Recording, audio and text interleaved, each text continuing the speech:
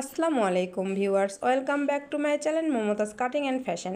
আজকে আমি একেবারে নতুন ডিজাইনের একটি পায়জামা তৈরি করলাম।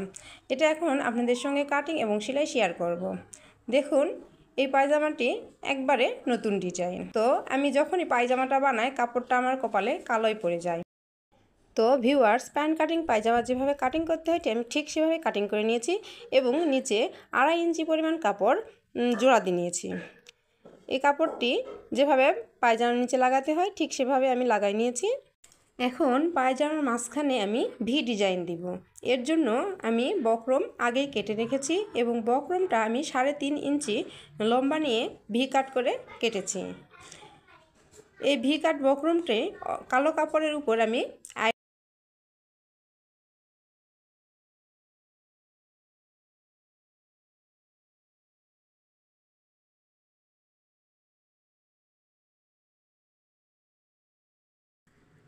কাপড়টি আয়রন করা হয়ে গেলে আমি দুই পাশে 2 সুতা পরিমাণ কাপড় রেখে বাকি অংশ কেটে ফেলাইছি। এখন এইটা আমি পায়জামার মাঝখানে রেখে সেলাই দিয়ে দিব। পায়জামার মাঝখানে রেখে সেলাই দেওয়ার পরে এটা আমি মাঝখানে কেটে নিচ্ছি। কেটে নেওয়ার পর কাপড়টা আমি ভাঁজ করে নিব।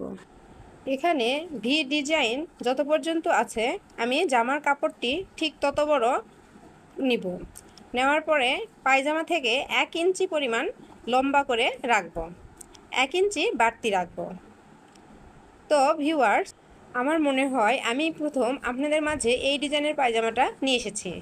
আর যদি কেউ এই ডিজাইনের পায়জামা অন্য কোনো চ্যানেলে দেখে থাকেন অবশ্যই আমাকে কমেন্ট করে জানাবেন।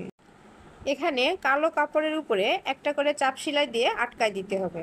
তারপরে উল্টো পাশে চিকন করে সেলাইটা দিয়ে নিতে হবে।